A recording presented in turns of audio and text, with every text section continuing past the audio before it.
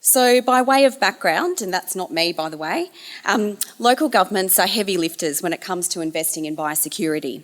We invest greater than $45 million per year controlling invasive plants and animals. But we also play a role in ensuring that biosecurity is upheld on the Queensland stock route network, which is extremely extensive.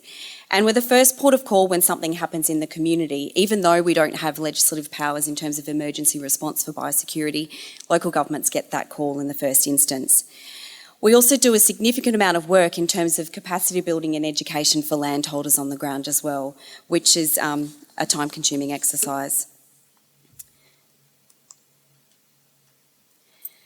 So one of the things that LGAQ has been working on promoting this year is our Proud to be Your Council campaign. Local governments deliver so much more than roads, rates and rubbish. The LGAQ have specifically taken a role in promoting what local governments do in relation to controlling invasive plants and animals. And I want to show you this small video about the use of biocontrol by local governments.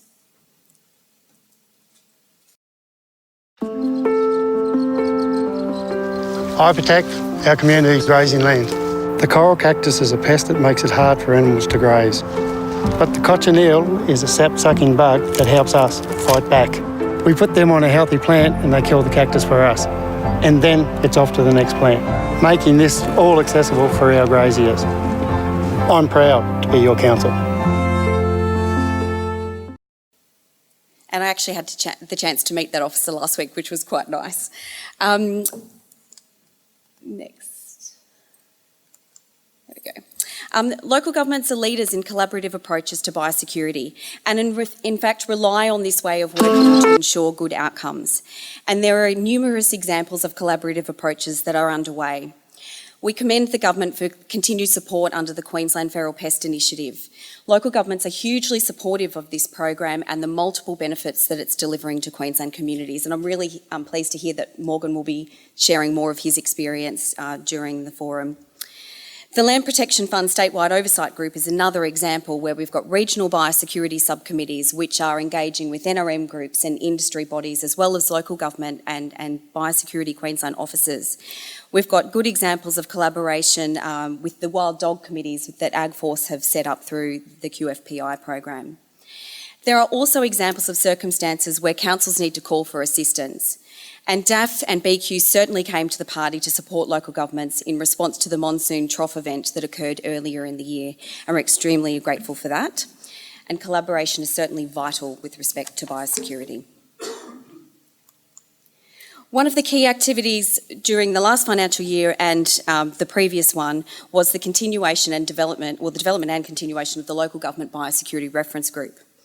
This group was developed in response to difficulties faced by local governments in interpreting and implementing the Biosecurity Act. It's been a change in mindset. This group is ongoing and has provided a vital sounding board for local governments grappling with new concepts in the Biosecurity Act.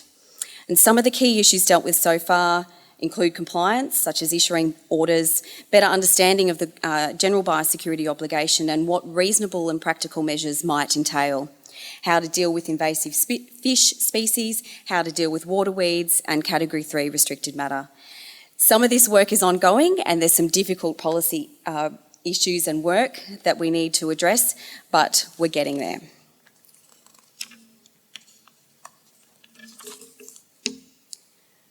I commend the department for undertaking an extremely collaborative and well thought out process for the review of the Biosecurity Act.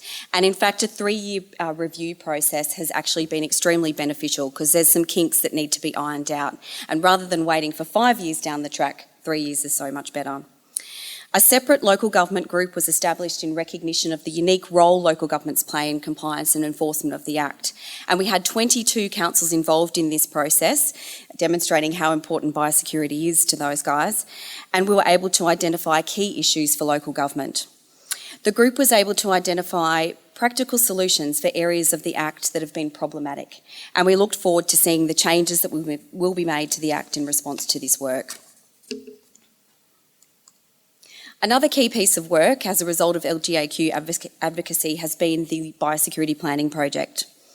A project has been developed in partnership with BQ in response to the difficulties faced by many local governments in transitioning from pest management plans to biosecurity plans.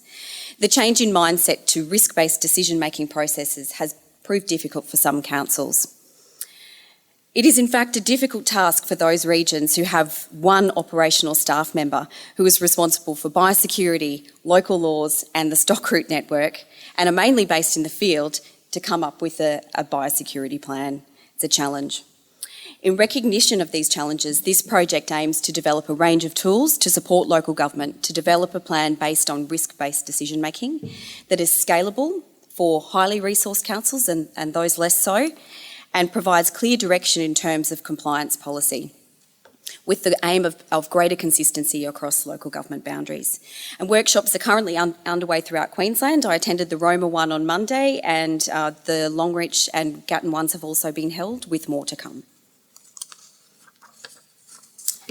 Local governments recognise the importance of monitoring and evaluation with their work, but there are significant constraints in terms of resourcing this activity.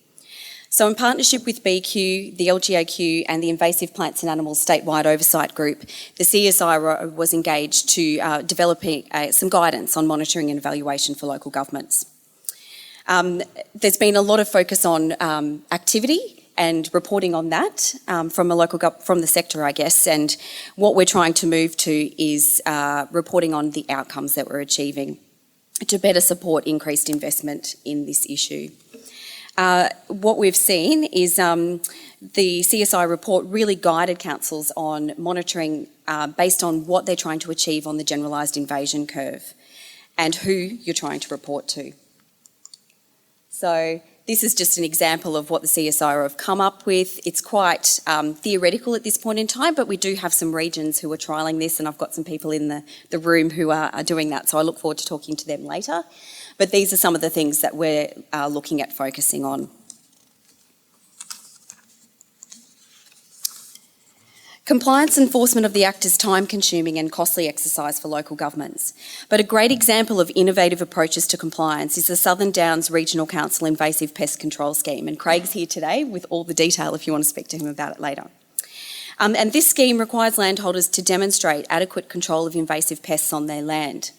And council have done this through the introduction of a levy on landholders who do not meet their obligations. Conversely, there's an incentive for landholders to develop a control works form to demonstrate how they will meet their pest control obligations on their land. So complying landholders receive 100% concession on the levy, so it's offering an incentive. There's been a great result in terms of the number of landholders submitting a control works form and excellent education for landholders throughout this process. Although the scheme has heavy administrative requirements, there are definite benefits as well. And the AEC group has been engaged by this council to review the scheme and identify the costs and benefits of implementing such an approach. Other local governments are looking keenly on with interest. So what does the future look like? Well, we've got some challenges in terms of resourcing. Malcolm mentioned fire ants. That's a significant challenge for local governments and how that impacts communities. Councils are still feeling like they would like further training on the Act, and that was something that was identified through the Act review process. There's been a lot happening over the last 12 months, but I do feel that substantial progress has been made in terms of understanding the Act. These things take time when there's a change in approach. From local government's perspective, there's a need to recognise the importance of biosecurity and the potential impacts on both the environment and economy if left unchecked or under-resourced. At the LGAQ's recent Bush Councils Convention, the theme was Rural Renaissance, and the message was clear.